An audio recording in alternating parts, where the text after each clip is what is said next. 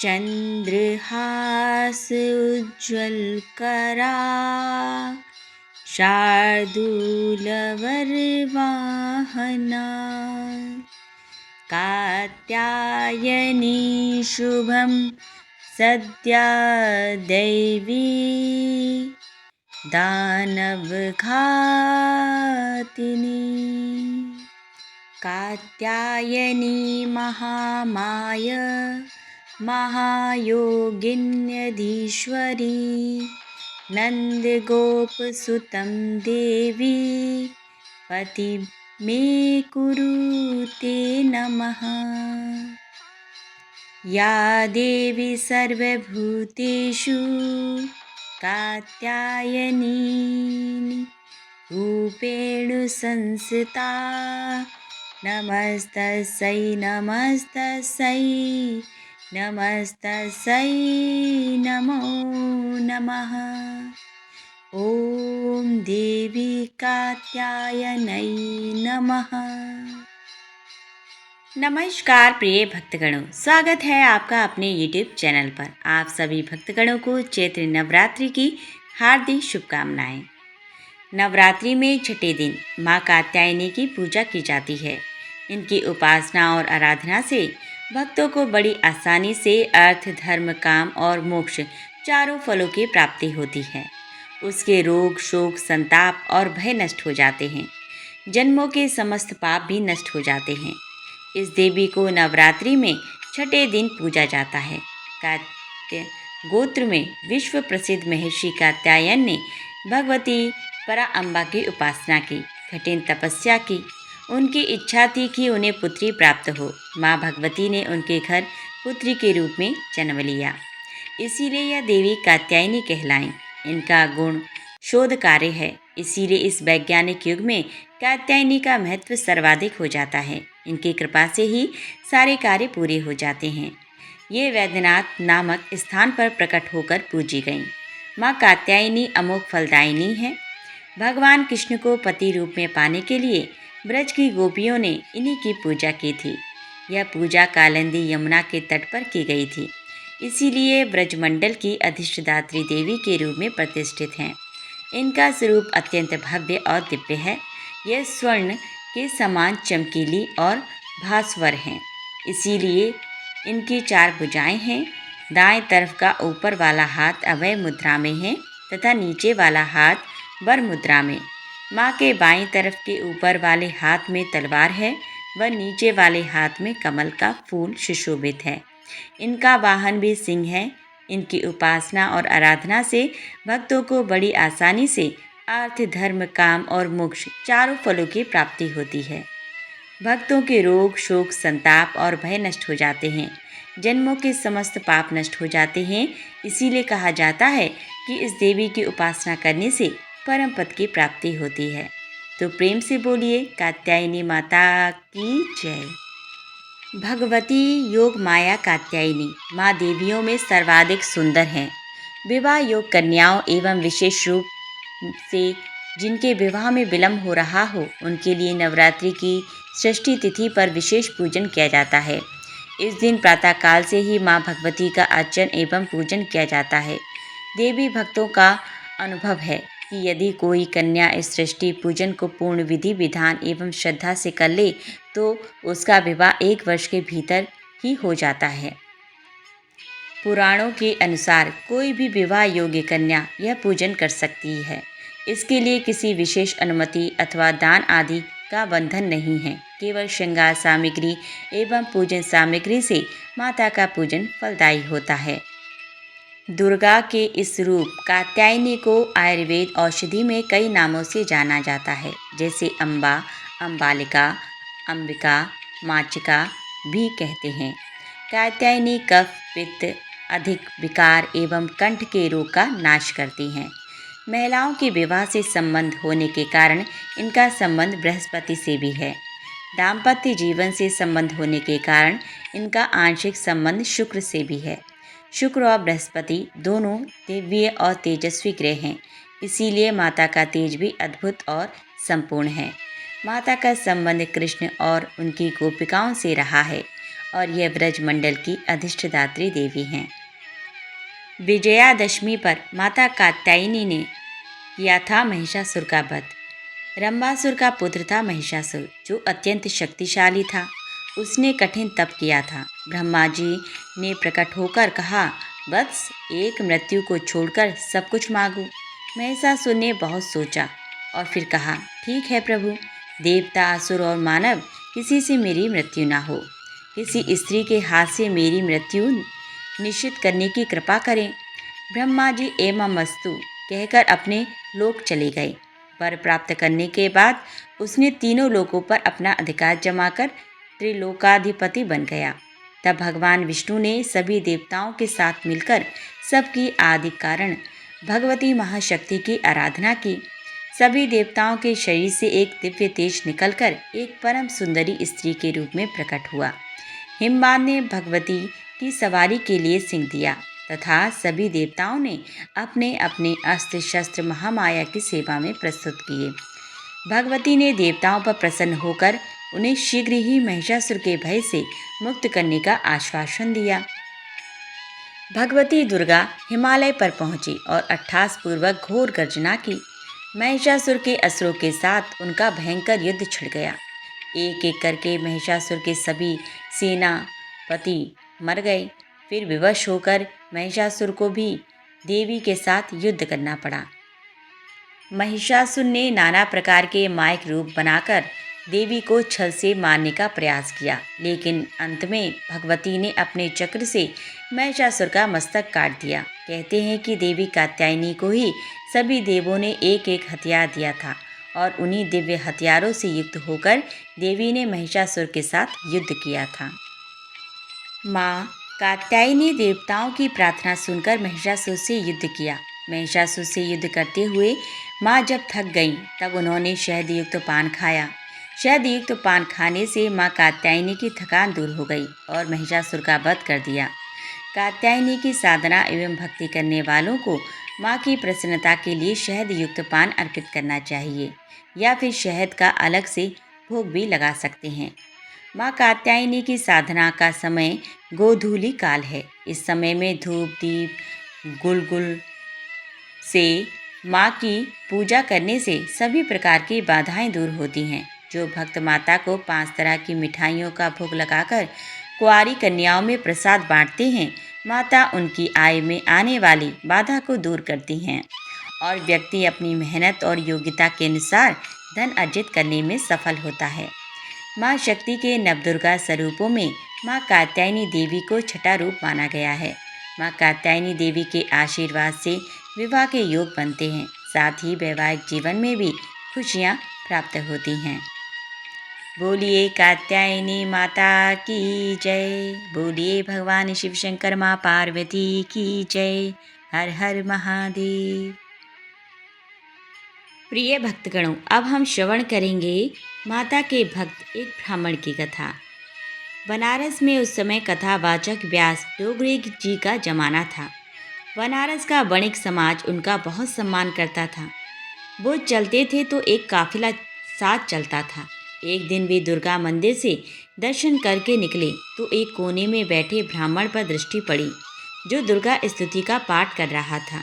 वे ब्राह्मण के पास पहुँचे, जो कि पहनावे से ही निर्धन प्रतीत हो रहा था।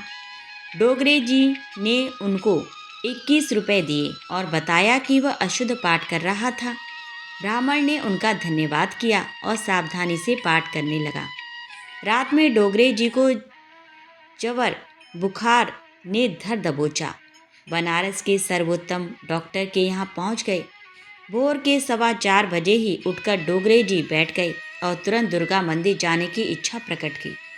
एक छोटी मोटी सी भीड़ साथ लिए डोगरे जी मंदिर पहुँचे। वहीं ब्राह्मण अपने ठिये पर बैठा पाठ कर रहा था। डोगरे जी को उसने प्रणाम किया और बताया कि वह अब उनके बताए मुताबिक पाठ कर रहा है। वृद्ध कथावाचक ने सिर इंकार में हिलाया और बोले, पंडित जी, आपको विधि बताना हमारी भूल थी। घर जाते ही तेज बुखार ने धर दबोचा। फिर रात को भगवती दुर्गा ने स्वप्न में दर्शन दिए। वे क्रुद्ध थीं, बोली कि तू अपने काम से काम रखा कर बस। मंदिर पर हमारा वो भक्त कितने प्रेम से पाठ कर रहा था।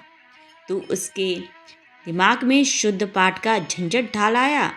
अब उसका भाव लुप्त हो गया और वो रुक रुक कर सावधानी पूर्वक पढ़ रहा है। जा और कह दे उसे कि जैसे पढ़ रहा था बस वैसे ही पढ़े। इतना कहते कहते डोगरे जी के आंसू बह निकले। रुदे हुए गले से वे बोले, महाराज, उम्र बीत गई, पाठ करते माँ की झलक ना दिखी। कोई पुराना पुण्य जागा था कि आपके दर्शन हुए, जिसके लिए जगत जननी को आना पड़ा।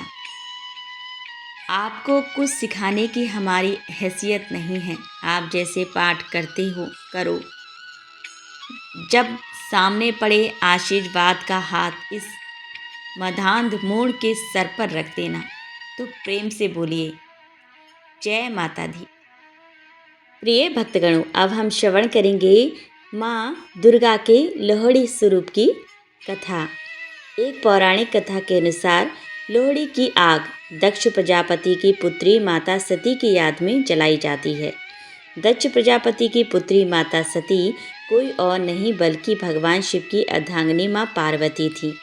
एक बार जब राजा दक्ष ने एक महायज्ञ का आयोजन किया था, जिसमें सभी देवताओं को आमंत्रित किया गया, लेकिन राजा दक्ष ने भगवान शिव और माता सती को आमंत्रित नहीं किया।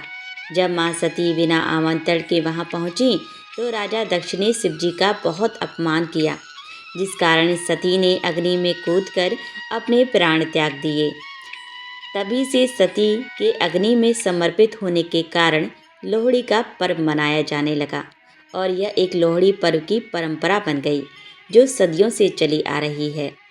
बता दें कि जब शिवजी के अपमान को माता सती नहीं सहन कर पाईं तो यज्ञ की हवन में ही अपनी आहुति दे दी।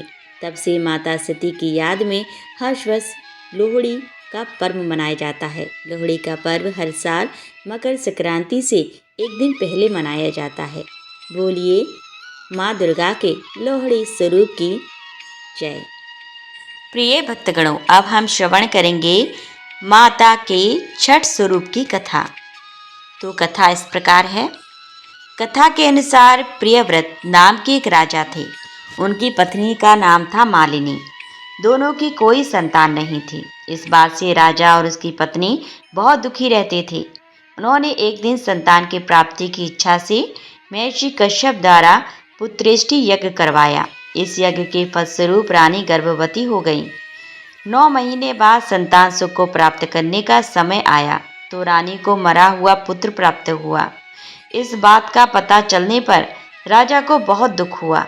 संतान शोक में वह आत्महत्या का मन बना लिया। लेकिन जैसे ही राजा ने आत्महत्या करने की कोशिश की, उनके सामने एक सुंदर देवी प्रकट हुई। देवी ने राजा को कहा कि मैं सृष्टि देवी हूँ। मैं लोगों को पुत्र का सौभाग्य प्रदान करती हूँ।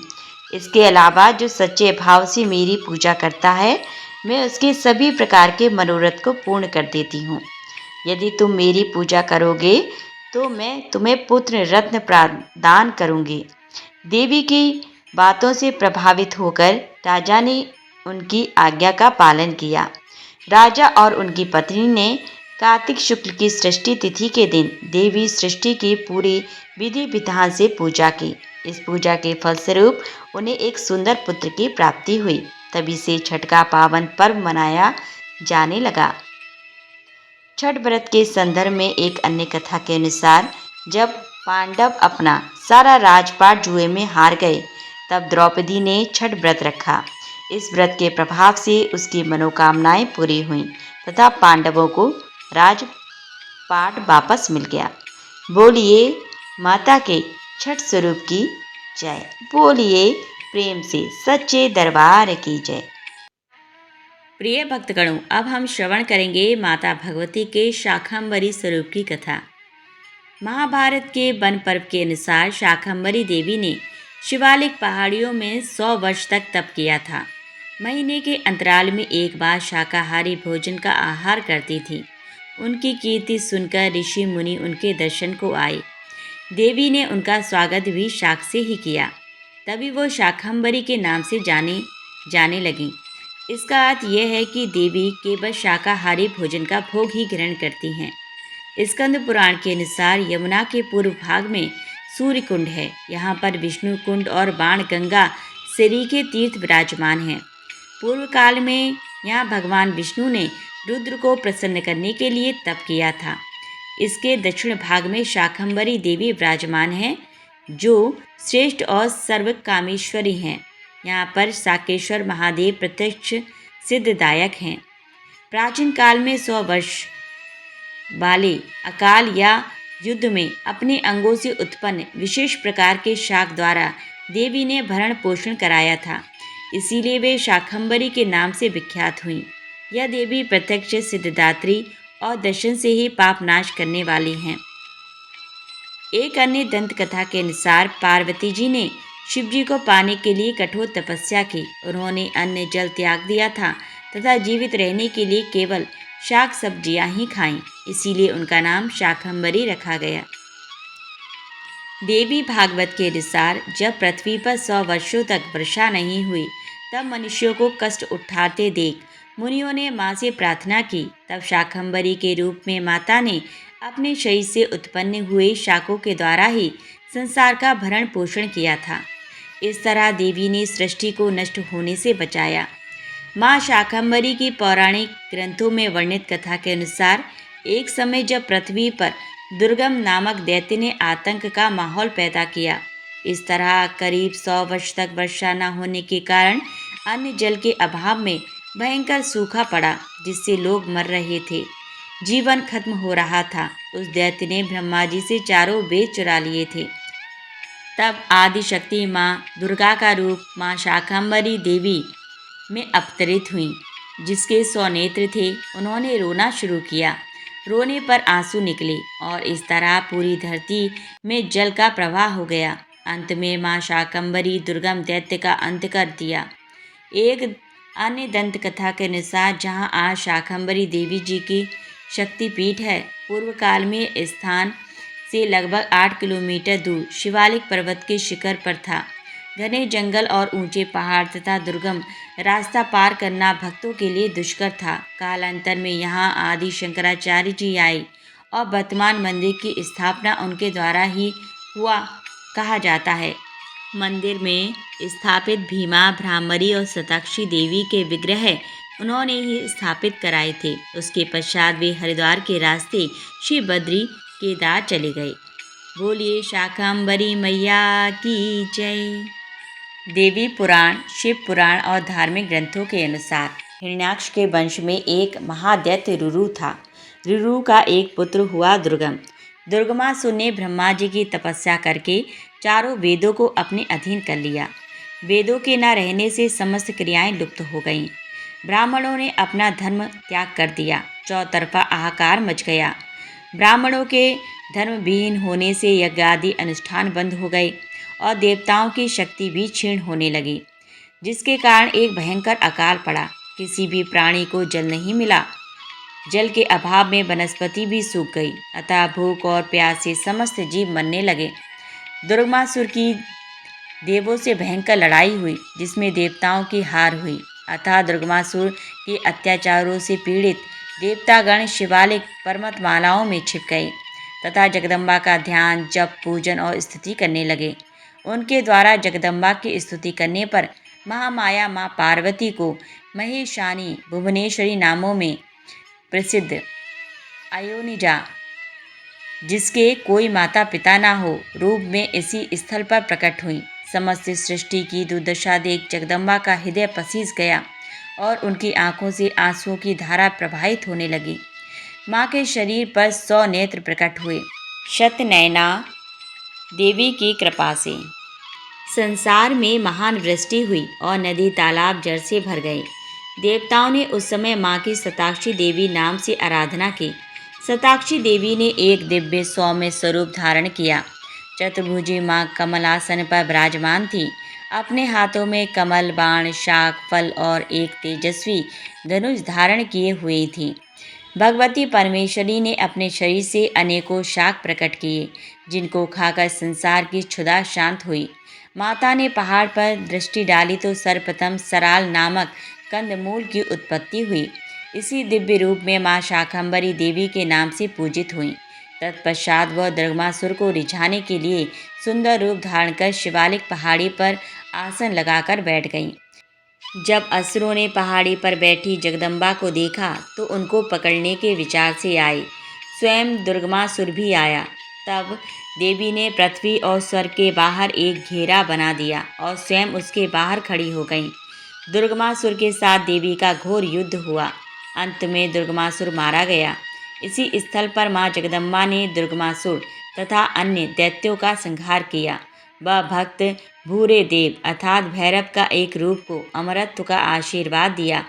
माँ की असीम अनुकंपा से वर्तमान में भी सर्वप्रथम उपासक भूरे देव के दर्शन करते हैं। तत्पश्चात पथरीले रास्ते से गुजरते हुए माँ शाकंभरी देवी के दर्शन हेतु जाते हैं। जिस स्थान पर माता ने दुर्गमासुर नामक राक्षस का वध किया था वहाँ अब वीर खेत का मैदान है, जहाँ पर माता सुंदर रूप बनाकर पहाड़ी की शिखा पर बैठ गई थीं। वहाँ पर माँ शाकंभरी देवी का भवन है। जिस स्थान पर माँ ने भूरा देव को अमरत्व का वरदान दिया था वहाँ पर बाबा भूरा देव का मंदिर है। प्राकृतिक सौंदर्य व हरी भरी घाटी से परिपूर्ण यह क्षेत्र उपासक का मन मोह लेता है। देवी पुराण के अनुसार शताक्षी, शाकंभरी व दुर्गा एक ही देवी के नाम हैं। तो प्रेम से बोलिए सांचे दरबार की जय। प्रिय भक्तगणों, अब हम श्रवण करेंगे कात्यायनी माता की आरती। जय जय अम्बे जय कात्यायनी, जय जग माता जग की महारानी। बैजनाथ स्थान तुम्हारा, वहाँ वरदाती नाम पुकारा। कई नाम है कई धाम है, यह स्थान भी तो सुख धाम है। हर मंदिर में ज्योत तुम्हारी, कहीं योगेश्वरी महिमा न्यारी। हर जगह उत्सव होते रहते, हर मंदिर में भक्ति है कहते। कात्यायनी रक्षक काया की, ग्रंथि काटे मोह माया की। झूठे मोह से छुड़ाने वाली, अपना नाम जपाने वाली। बृहस्पतिवार को पूजा करियो, ध्यान कात्यायनी का धरियो। हर संकट को दूर करेगी, भंडारे भरपूर करेगी। जो भी माँ को भक्त पुकारे, कात्यायनी सब कष्ट निवारे। जय जय अम्बे जय कात्यायनी, जय जग माता जग की महारानी। बैजनाथ स्थान तुम्हारा, वहाँ वरदाती नाम पुकारा। कई नाम है कई धाम है, ये स्थान भी तो सुख धाम है। जय जय अम्बे जय कात्यायनी, जय जय अम्बे जय कात्यायनी। बोली कात्यायनी माता की जय। प्रिय भक्तगणों, आज की कथा यहीं संपन्न होती है। यदि आपको हमारी यह वीडियो पसंद आई है तो प्लीज़ हमारी वीडियो को लाइक ज़रूर करें, और यदि इसी प्रकार की और वीडियो भविष्य में देखना चाहते हैं तो हमारे चैनल को सब्सक्राइब अवश्य कर लें। पूरा वीडियो वॉच करने के लिए धन्यवाद।